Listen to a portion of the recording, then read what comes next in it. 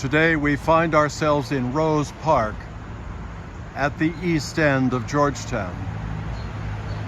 Just to our right and below us is Rock Creek Parkway. Then we see the bridge over the parkway. This is M Street. And then we see beyond it, though we don't see very clearly, the bridge across Rock Creek Park that is Pennsylvania Avenue. And then these two roads converge here and continue into Georgetown as M Street. As we proceed into the Rose Park, you will see on the left in just a moment a yellow house belonging to Julia Child at the time.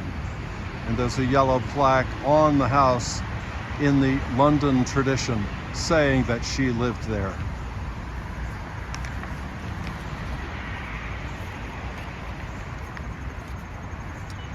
How did we get from Jesus in the manger and Jesus on the cross to the papacy of the Middle Ages, of Trent, and of the Vatican II popes? This week we have been reading from St. Paul's letter to the Galatians. In that letter, St. Paul gives those communities a hard time for making particular disciples and their individual teachings the center of their communities. In doing so, St. Paul says, they failed to retain the risen Jesus mystically present to them as the focus of their faith. Julia Child's house. St. Francis, whose feast day we celebrated last Tuesday, delivered the same message.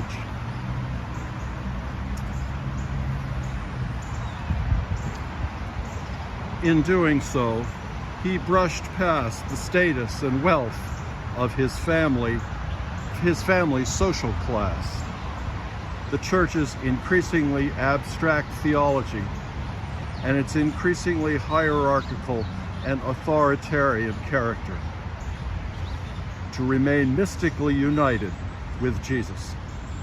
St. Ignatius did the same thing 3 centuries later in the midst of the Reformation and the Counter-Reformation.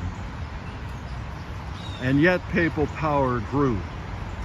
The Feast of Our Lady of the Rosary, which we celebrate today, was instituted to celebrate the defeat of the Ottoman Navy in 1571 by the fleet of Spanish and Italian states organized by Pius V to counter an Ottoman attack.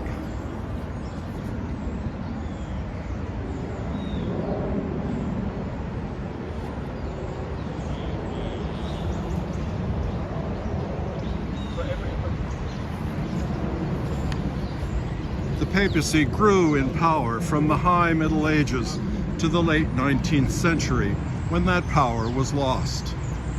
Vatican II tried to redress the hierarchy's authoritarian character and its abstract theology, and Pope Francis, following Saints Francis, Dominic, and Ignatius, has adopted their names, dress, and spirituality. But the challenge remains for us to keep Jesus mystically present as our focus, speaking to our hearts and minds of God's love and of God's hope for us and for the world. The burden of abstract theology and of rote practice is hard to shake off nonetheless. So we need to start small, trusting that the Spirit is nurturing our desires and opening a way for us. Autumn is newly upon us, with cooler weather only a week ago, and a fall rain that last week seemed everlasting.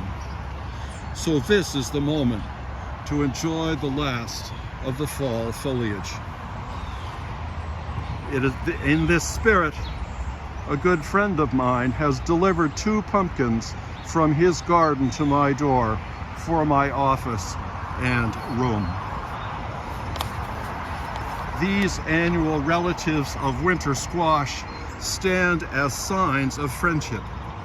They remind me of my life history, and therefore have more than a utilitarian meaning. The more sophisticated among you might think that I am being simplistic in my focus on nature, and perhaps I am. Pumpkins do not do much for bringing about world peace. But at my age, having done my best to bring about what peace I can in the world, I enjoy finding my own peace where it can be found. When such peace is genuinely sought, I think we can all find at least a moment of the peace that passes all understanding. This is Jesus' peace that we can find in personal experience of nature and in the grander events of human life. When the late Queen died, a rainbow appeared over Buckingham Palace.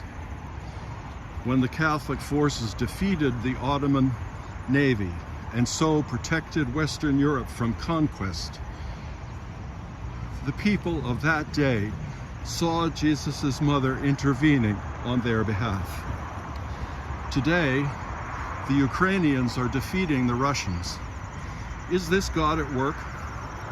Is there a message to the affluent in the calamity of Hurricane Ian? Where do you find God today? If the big picture confuses you, remember that small is beautiful and maybe close at hand, closer than you think.